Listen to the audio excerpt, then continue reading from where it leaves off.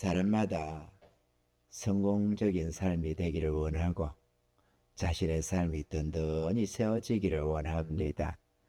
특히나 이 시대에 성공이라는 것이 얼마나 갈망됩니까? 공고한 삶, 어렵고 힘든 이런 삶을 살다 보면은 속히 그런 것을 벗어버리고 싶고 믿음을 저버리는 것이 아니라 주님의 뜻을 떠나서 내 마음대로의 삶을 살고 세상적인 풍부와 만족을 구하려는 것이 아니라 주님을 믿는 믿음 속에서 좀 더 나은 삶, 좀 더 아름다운 삶, 좀 더 염려, 근심, 걱정 없는 당당한 삶을 살아가고 싶은 마음이 주의 백성된 우리들에게도 다 있는 줄로 믿습니다. 그런데 그럼에도 우리는 주의 말씀에 귀를 기울여야 하고 주의 근거의 말씀을 우리가 마음에 받아야만 복이 되는 줄로 믿습니다. 우리가 오늘 본문의 말씀을 우리가 살펴보면 첫째로는 여호와께서 집을 세우지 않으면 세우는 자의 수고가 헛되다 그랬습니다. 이 집은 우리들의 삶을 의미합니다.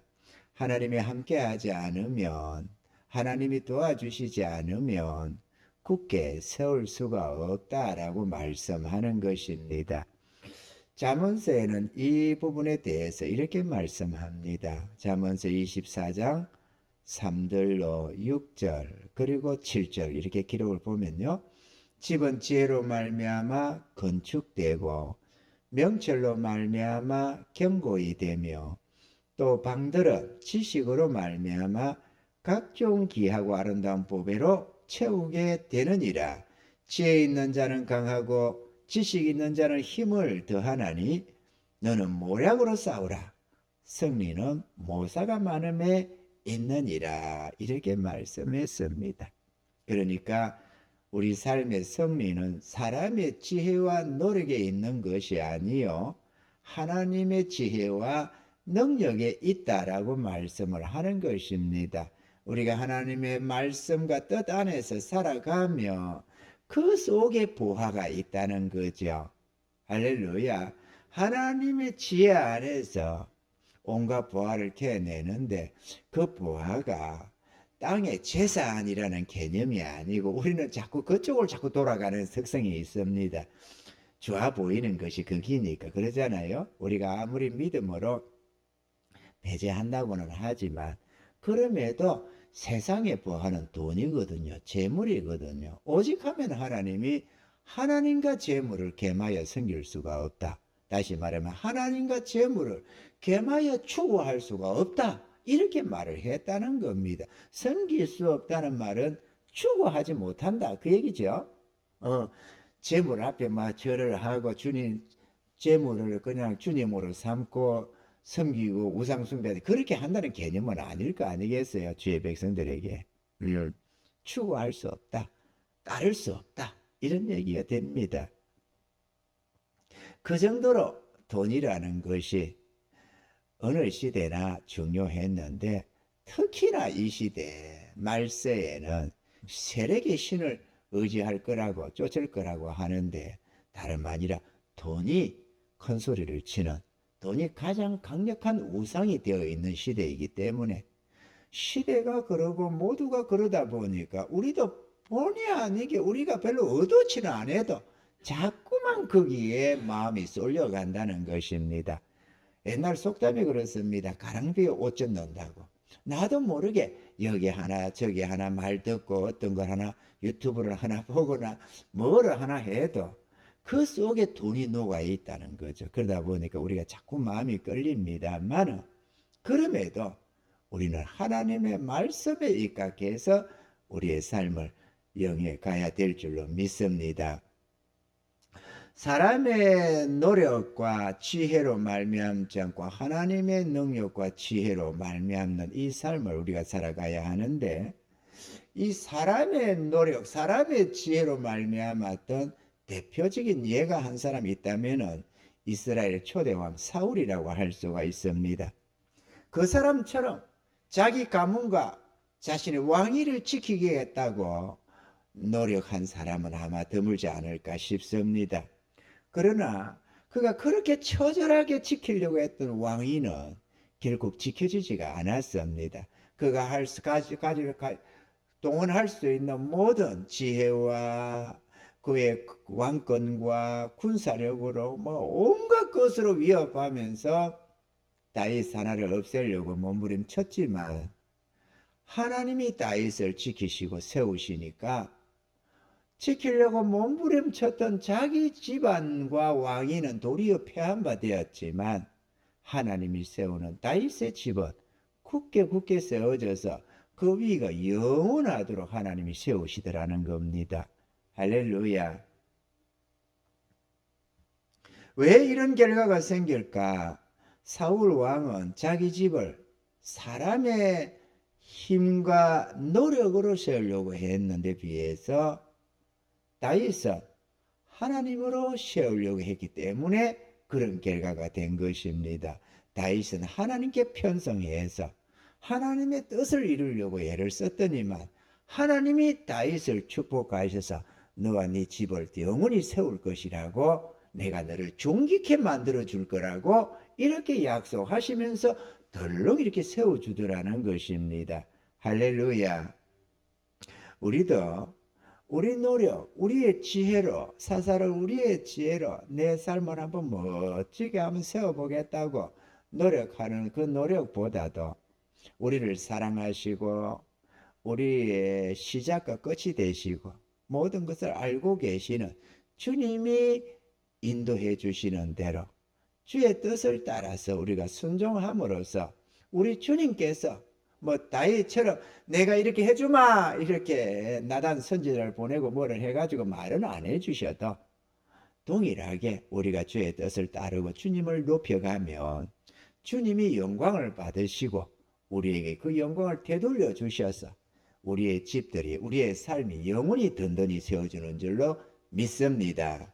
둘째로, 여호와께서 성을 지키지 아니하시면 파수꾼의 경성함이 허사로다 그랬습니다. 하나님의 보호 없이는 갖가지 질병과 재앙과 위험으로부터 우리의 삶이 안전하지 못하다, 이런 얘기가 될 것입니다. 대표적인 예로 하나 든다면 르호보암 왕을 한번 들어본다면 성경적인 예지요. 역대하 11장 5절로 12절의 내용을 한번 보겠습니다. 르호보암이 예루살렘에 거하여 유다 땅에 방비하는 성읍들을 건축하였으니 곧 베들레헴과 에담과 드고아와 벳술과 소고와 아둘람과 가드와 마레사와 십과 아도라임과 라기스와 아세가와 소라와 아얄론과 헤브론이니 다 유다와 베냐민 땅에 있어 견고한 성읍이라. 르호보암이 이 모든 성읍을 더욱 견고케 하고 장관을 그 가운데 두고 양식과 기름과 포도주를 저축하고 각 성읍에 방패와 창을 두어 심히 강하게 하니라. 유다와 베냐민이 르호보암에게 속하였더라. 이렇게 성경 기록하고 있습니다. 이처럼 성읍을 지키려고, 자기 나라를 지키려고 그렇게 성읍을 더욱더 정축하고 창과 방패를 갖추고 에워싸여도 능히 감당할 수 있는 양식을 저축하고 이렇게 온갖 방비를 다 해드렸습니다. 그런데 그러면 그 결과가 어떨까? 대하 12장 1절 이하에 보면 르호보암의 나라가 견고하고 세력이 강하며 여호와의 율법을 버리니 온 이스라엘이 본받은지라. 저희가 여호와께 범죄하였으므로 르호보암 왕 5년에 애굽왕 시삭이 예루살렘을 치러 올라오니, 이렇게 기록이 되고 있습니다. 그 이하에 보면 르호보암 왕이 이렇게 몸부림쳐서 세운다고 세웠지만 하나님의 법을 버리고 우상숭배 같은 행동을 싹 하니까 하나님이 그걸 기뻐하지 않으시고 진노하시고 그들을 징벌하셨는데 5년에 르호보암 왕 5년이라고 했습니다. 겨우 5년이 지난 왕이 5년이 지난 시점에서 다윗과 솔로몬 왕, 저거 할아버지와 아버지가 모은 재산이 얼마나 많았습니까? 솔로몬 성전 안에 온갖 보화가 있었고 왕궁에 온갖 보화가 있었습니다. 다윗 때도 얼마나 사유재산이 많았습니까? 은과 금이. 솔로몬 왕은 얼마나 더 많았습니까? 하나님 전에 드린 것은 말할 것도 없지만 참으로 풍부했습니다. 그런데 그 많던 재물이 싹 다 애굽왕 시삭에게 빼앗겼다는 것입니다. 애굽왕 시삭에 올라와서 예루살렘을 치고 여호와의 전 보물과 왕궁의 보물을 몰수히 빼앗고 솔로몬에 만든 금방패도 빼앗은지라. 그 금이 넘쳐나가지고 쓸 데가 없으니까 금방패를 만들어 가지고 그 굉장한 300세겔 작은 방패, 600세겔 큰 방패 이렇게 만들어 가지고 번쩍번쩍 아니 전쟁하는데 아이 그거 들고 나가면 그저 필사적으로 때려 죽이고 그만 하나 챙겨서 방패 하나 들고 가려고 안 하겠어요. 맞아 죽기 딱 알맞지. 그런 방패 들고 있으면 뭐 집중해서 그는 때려잡고 안 뺏어가겠어요. 우리 같으면 그죠? 한번 붙어볼만 하지 뺏어가기 위해서. 그거 하나만 노력하면 뒤도 안 돌아보고 도망치면 되지. 그렇게 엄청난 그 많던 재물이 한순간에 다 빼앗기더라고.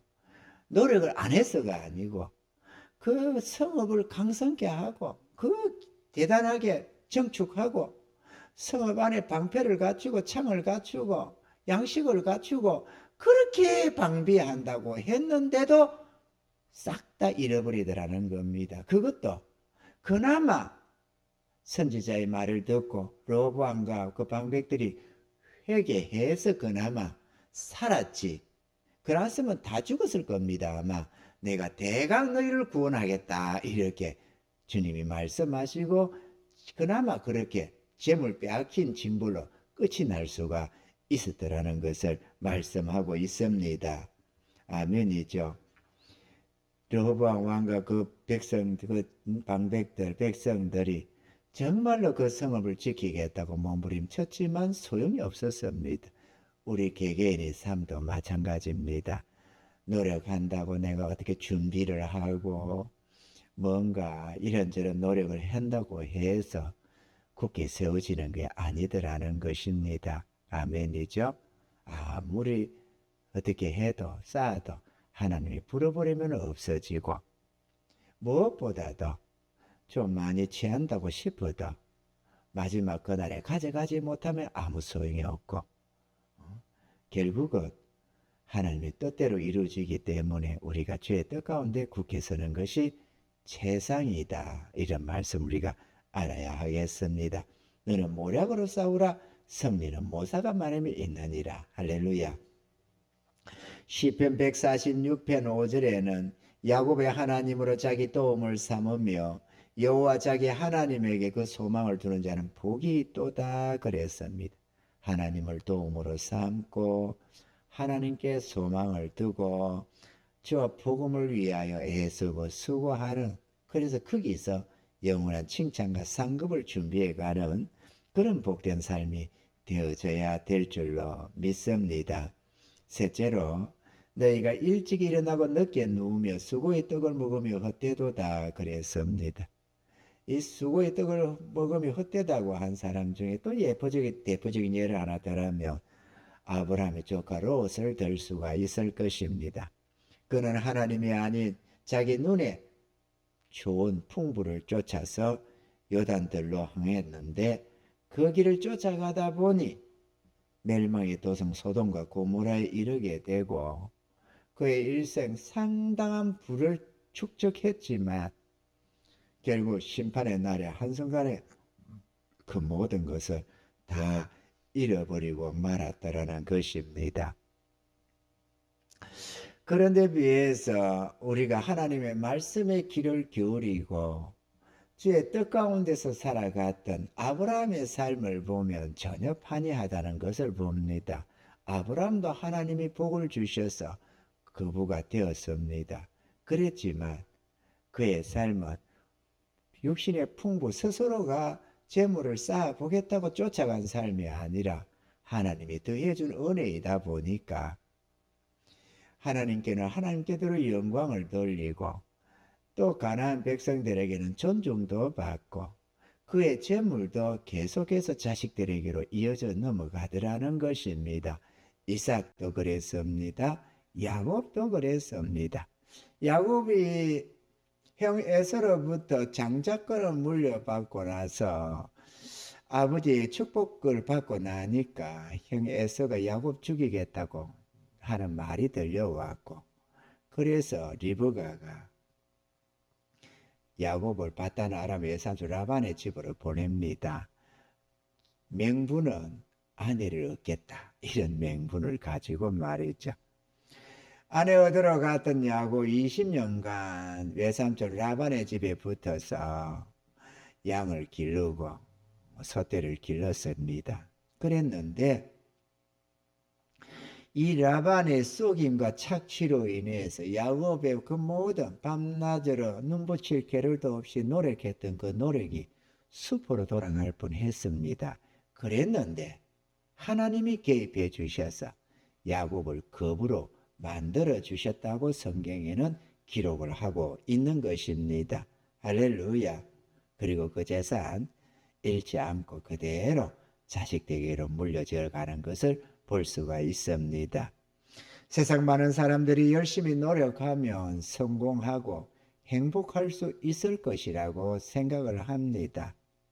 그런데 우리를 지으시고 우리 삶을 주관하시고 인도하시는 하나님은 그렇게 말씀을 하지를 않습니다. 설령 우리가 나름대로 내 지혜를 쓰고 노력을 해서 아끼고 전략하고 이렇게 저렇게 해서 설령 내가 원하는 만큼 부를 축적했다고 할지라도 그거 영광이 영원하지 않다는 것을 우리는 분명하게 알 수가 있습니다. 아멘이죠. 주님 안에서 주와 함께하는, 주님과 함께 고난을 받고 주와 함께 복음을 위하여 싸우고 주의 영광을 위하고 불쌍한 영혼 구원을 위해서 또 혹은 이런저런 가난하고 어려운 자들을 도우면서 그렇게 하나님의 기쁨이 되는 그런 삶을 살아갈 때 하나님이 그를 높여주시고 그의 칭찬과 상이 영원하도록 해준다는 사실입니다. 우리는 이것을 마음에 새겨 나가야만 합니다. 이 땅에서는 우리가 유배 생활이라고 할 수가 있습니다. 굳이 유배, 요즘에 보기에 단종 그거 뭐예요?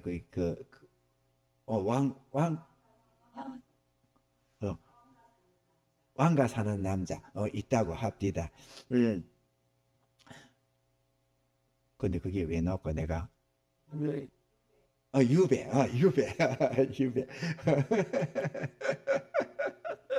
유배. 그런 유배라고는 할 수는 없지만 그럼에도 에덴 동산에 쫓겨나서 여기 있는 거잖아요. 그죠? 어떤 사람은 에덴 동산에 지구에 어디 있답니다. 아이고 참. 그런 팔푼이 같은 소리들을 하는 사람들이 있어요. 에덴 동산이 그쪽에 나그네 거기에 있으면 주님이 비행기 타고 옆으로 쫙 가지 왜 하늘로 구름을 타고 올라가? 아니, 쟤는 반피 같은 소리를 하고 있어. 주님이 나그네 갈 때 구름 타고 위로 올라갔지 어디 옆으로 갔습니까? 지구를 찾아 지구의 어느 한 부분에 있게. 아이고 참네. 두만강이니 압록강이 들미가면서 또 한국에 또 있다 큰 소리를 하고 있고 해괴한 소리가 다 있습니다만 쓸데없는 소리는 우리가 내려치우고 어쨌거나 이 땅을 유배라고 말하기는 좀 그렇지만 그럼에도 우리가 범죄했기 때문에 나그네에서 쫓겨나서 지금 여기에 살고 있는 겁니다. 나그네는 여기가 아닙니다. 아멘이죠? 지구가 아닙니다. 지구가 우리 인간을 의해서 훼손돼서 나그네 지옥이 되는 게 아니다 그거죠. 나그네는 위에 있습니다. 지금도 여전히 그대로 보존되고 두루두루 하얀검으로 보호가 되고 그렇게 있잖아요. 거기는 우리가 죽으면 들어간다 그거죠. 오늘이라 죽으면 하루길에 가는 나라라고 말하잖아요. 아멘이죠. 나그네 내가 오늘 나와 함께 나그네 있으리라. 예수님이 하신 말씀 아닙니까? 그것은 그게 있습니다. 이 책들에 보면, 간증책에 보면은 그 어떤 목사님의 은혜의 능력을 입고 해가지고 기도를 하다 보면, 금요 기도 같은데 기도를 하다 보면 성도들이 자꾸 입신에 들어간다는 거죠. 입신에 들어가면 아무것도 못 보는 사람도 있지만은 천국을 보고 오고 뭐 지옥도 보고 오고 이렇게 오는 사람이 있다는 겁니다. 입신 속에서. 그래가지고 뭐 천국을 봤니 어쩌니 하니까 목사님이 그러면 생각이 안 나가지고, 그러면 당신들이 입신을 해서 천국을 보게 되면은 그 상황을 얘기를 해주라. 입신 속에서 얘기를 해주라. 여러분 그 책 봤어요? 여기 있어요. 그러니까 알겠다. 그런데 이 사람 저 사람 입신을 했어. 그러니까 누가 보이냐 하니까 어디고 저쪽 한데요. 지금 무슨 나무 밑에 있는데요. 그러다가 근데 또 누구도 올라갔다 오라고 그러면 서로 보이는 거 찾아봐라. 이렇게 저기 있네요. 이러면서 서로 막 그래요. 서로 저기 있다고. 그래 그냥 서로 나무 밑에 모여서. 근데 또 한 사람이 나도 들어갔는데요. 이러니까는 그 있는 거 어디 찾아봐라. 그러니까 없는데요. 그 전서스 그는 이래가지고 그 누구는 없는데요. 그러니까 이 사람 없다고 두리번 나그네서 찾다가 저 아래 있어요. 이러면서 말이죠. 그 얼마나 신기해요. 나그네 가서. 그 나그네는 저기 있습니다. 지구에 없어요. 아무리 뒤집어도 여기 지구는 없어. 요거는 유배지다. 이거 유배지. 우리가 잠시 재시선 받고 성화를 이루고 아버지의 뜻을 이루고 그렇게 해서 이 땅이 저주받아서 가라지어 엉겅퀴가 나는 이 땅 위에서 우리가 주와 복음을 위해서 애쓰고 수고하고 을을 이루고 하나님께 영광 돌리는 이런 삶을 살기엔 전쟁터와 같은 곳이고 유배지와 같은 곳입니다. 유배지에서 잘 먹고 잘 살겠다고 띵까띵까 하려면 문제가 생기는 겁니다. 아멘이죠? 우리는 저곳에 가서 영원한 영광을 누리려고 해야지. 이 땅 위에서 한번 잘 살아보자 이렇게 하는 거는 시험과 올무에 걸려들게 되고 우리 영혼이 잘못될 수가 있다라는 주의 경고를 우리는 겸손히 받아야 될 줄로 믿습니다. 아멘입니까? 우리가 돈을 좋아하는 게 사랑하는 것이 있기 때문에 내가 아무리 나는 아닐 거야 이러지만 그거는 믿을 수가 없다. 우리가 주님의 뜻 안에서 다만 살든지 잘 살든지 못 살든지 죽든지 살든지 주와 복음을 위하는 주님의 기쁨이 되는 그런 섬김의 삶을 살아서 주와 함께 의롭고 거룩한 주의 백성들과 함께 천국에서 영원한 존귀와 영광을 누리는 것, 그것이 진정한 승리자라는 사실을 우리가 알아야만 하겠습니다. 할렐루야. 사람 중심, 재물 중심의 삶은 결코 굳게 서지 못하고 평안을 누리지 못한다고 말씀합니다. 여호와로 세우는 집에 의하면 굳게 설 뿐만 아니라 영원한 칭찬과 상급이 보장된다고 말씀하는 것입니다. 우리들이 듣고 순종하면 하나님이 성경에 약속하신 그 모든 복을 다 받아 누리게 되겠지만 우리가 그 말씀을 부정하고 불순종하면 성경에 약속된 그러한 책망과 때로는 형벌도 우리에게 주어질 수가 있다라는 사실입니다. 우리는 우리 자신의 지혜와 노력이 아닌 하나님의 지혜와 능력에 의지해서 살아가야 되는 줄로 믿습니다. 또 뿐만 아니라 우리의 뜻, 우리의 계획, 우리의 도모를 실현해 가는 것이 아니라 주님의 계획과 뜻에 주님의 도모를 따라서 우리가 순종해서 살아가는 그것이야말로 진정한 겸손이요 헌신이요 영광이 되어지는 줄로 믿습니다. 사무엘상 2장 6절로 9절에는 이렇게 기록합니다. 여호와는 죽이기도 하고 살리기도 하며 음부에 내리게도 하시고 올리기도 하시는도다. 여호와는 가난하게도 하시고 부하게도 하시며 낮추기도 하시고 높이기도 하시는도다.